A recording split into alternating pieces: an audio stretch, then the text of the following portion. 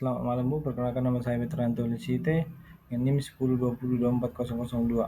Sini saya akan menjelaskan tentang mengelompokkan stakeholder berdasarkan kepentingan dan pengaruh. Stakeholder, istilah dari stakeholder pertama kali diperkenalkan pada tahun 1963 oleh Stanford Research Institute, mengacu pada kelompok-kelompok yang tanpa didukung mereka, sebuah organisasi tidak akan dapat bertahan. Dalam teori stakeholder, mereka merupakan entitas yang memiliki dampak signifikan terhadap kelangsungan hidup dan kesuksesan suatu organisasi karena kontribusi, partisipasi, atau keterlibatan mereka yang penting. Menurut Mario DeCaca, stakeholder dibagi menjadi tiga, yaitu stakeholder primer merupakan stakeholder yang berdampak secara langsung dari suatu rencana serta memiliki keterkaitan kepentingan langsung dan dengan kegiatan tersebut. Yang kedua, stakeholder kunci adalah mereka yang mempunyai kewenangan legal dan aspek pengambilan keputusan atau pihak yang memiliki pengaruh kuat dalam dan penting berkaitan kebutuhan dan perhatian terhadap kelancaran suatu kegiatan yang dilakukan. Stakeholder sekunder atau pendukung adalah stakeholder yang tidak berkepentingan langsung terhadap suatu rencana namun mempunyai kepedulian besar terhadap proses pengembangan, yang dimana kepentingannya adalah tingkat perhatian atau kebutuhan stakeholder terhadap suatu organisasi, proyek, atau keputusan. Stakeholder yang memiliki kepentingan tinggi biasanya sangat ingin melihat hasil atau dampak dari aktivitas tersebut karena hal itu secara langsung terkait dengan kebutuhan, nilai, atau tujuan mereka. Kepentingan ini dapat berupa kepentingan finansial, sosial, lingkungan, atau aspek lain yang membuat mereka berkepentingan secara nyata terhadap keberlangsungan atau hasil organisasi. Stakeholder dengan kepentingan rendah mungkin hanya terdampak sedikit atau kurang peduli terhadap aktivitas tersebut. Pengaruh atau power adalah kemampuan atau kekuatan stakeholder untuk memberikan dampak nyata pada keputusan, sumber daya, atau arah organisasi. Stakeholder dengan pengaruh besar mampu mengendalikan proses pengambilan keputusan, mengaruhi hasil akhir, atau mengubah strategi dan kebijakan organisasi. Pengaruh ini bisa berasal dari posisi jabatan, kendali atas sumber daya kepentingan, otoritas hukum, atau kemampuan untuk memobilisasi dukungan pihak lain. Langkah-langkah mengelompokkan stakeholder berdasarkan teori putra dalam TRESA, stakeholder dibagi menjadi tiga kelompok, yaitu stakeholder utama, stakeholder pendukung, dan stakeholder kunci. Yang pertama, mengidentifikasi pemangku kepentingan utama yang terkait dalam proyek atau organisasi. Yang kedua, menilai tingkat kekuasaan atau power masing-masing stakeholder dalam memengaruhi hasil proyek. Yang ketiga, menilai kepedulian atau perhatian interest stakeholder terhadap hasil proyek.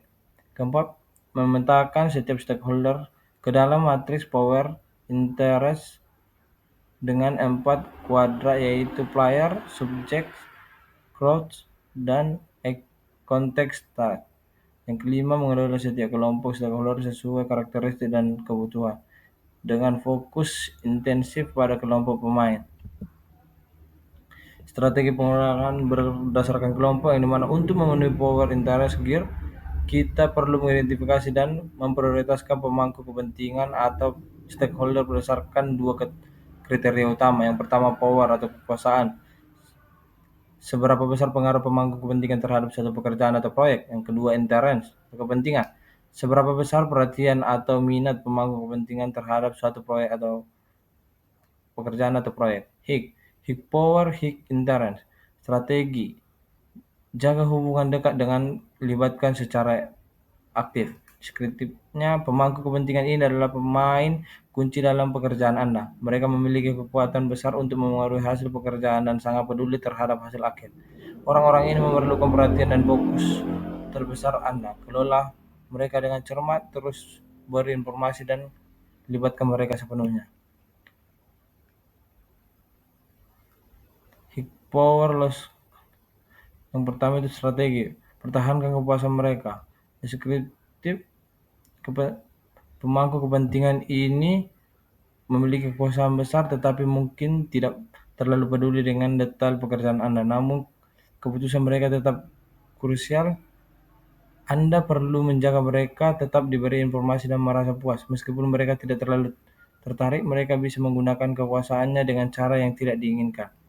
Low power high endurance, yang dimana memberikan informasi secara rutin.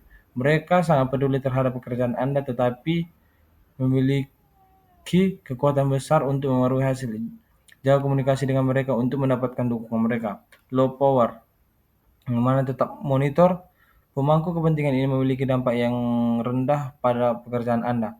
Mereka memerlukan perhatian yang lebih sedikit dibandingkan kategori lainnya. Anda tidak perlu menghabiskan banyak waktu atau fokus untuk mereka. Mereka tidak terlalu peduli, tetapi pantau mereka jika situasinya berubah.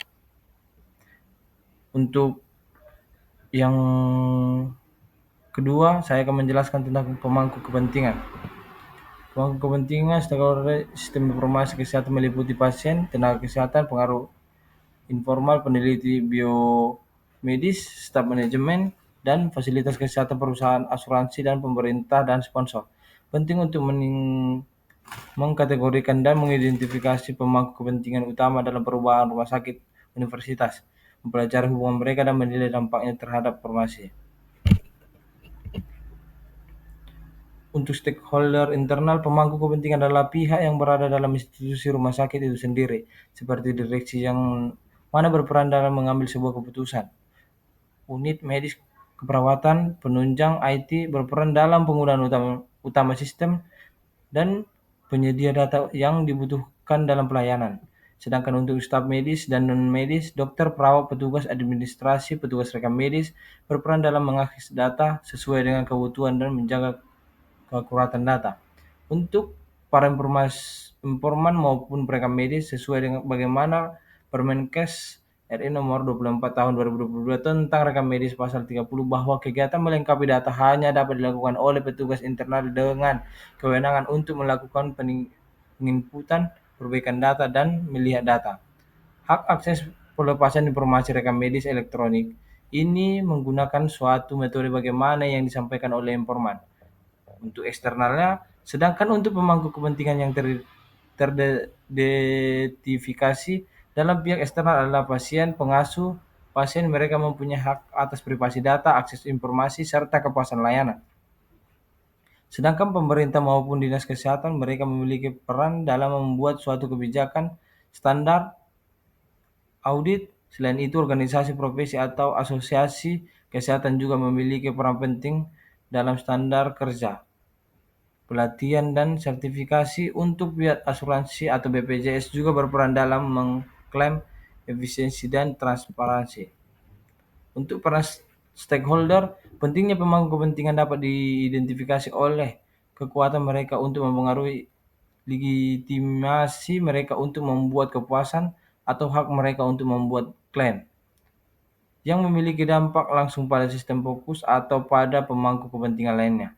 Kolaborasi pemangku kepentingan dalam proses komunikasi informasi kesehatan berpotensi mengatasi tantangan utama terkait misalnya pengolahan basis pengetahuan yang berkembang pesat, implikasi hasil kesehatan yang kompleks dan prioritas relatifnya bagi pasien, atau administrasi dan privasi, keamanan serta kerahasiaan data kesehatan pribadi. Pemenuhan sumber daya menyediakan sumber daya manusia, fasilitas fisik, peralatan medis, obat, dan sarana lain yang dibutuhkan.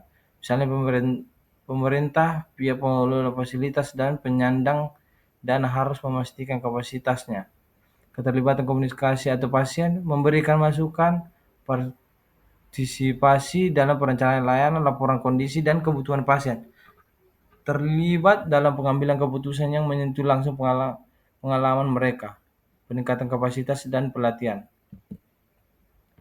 Mapping pemetaan. Pada dasarnya mapping menjadi metode berpikir yang menghubungkan suatu ide dengan ide lainnya lewat visualisasi. Umumnya bentuk mapping ini berupa garis yang memudahkan proses berpikir kita dalam menyelesaikan suatu masalah, bermanfaat untuk pekerjaan yang sifatnya berupa tim, menjabati berbagai kode data dari sistem yang berbeda agar dapat dipahami dan digunakan bersama, misalnya saat menghubungkan data dari sistem klinik dan sistem BPJS. Pada dasarnya, mapping menjadi metode berpikir yang menghubungkan suatu ide dengan ide lainnya lewat visualisasi. Umumnya Bentuk mapping ini berupa garis yang memudahkan proses berpikir kita dalam menyelesaikan suatu masalah, bermanfaat untuk pekerjaan yang sifatnya berupa tim. Kesimpulannya, pemangku kepentingan adalah pendekatan yang melihat suatu masalah dari sisi aktor yang terkait dengan masalah tersebut. Upaya untuk mengaruhi kompleksitas masalah bisa dilakukan secara lebih mudah dengan adanya analisa pemangku kepentingan. Juga menunjukkan dengan jelasnya bagaimana implementasi dan adopsi sistem dalam layanan kesehatan berlangsung dalam mengambil sebuah keputusan berdasarkan komunikasi dalam pihak eksternal dan internal. Baik, sekian dari hasil penjelasan saya, Bu. Selamat malam.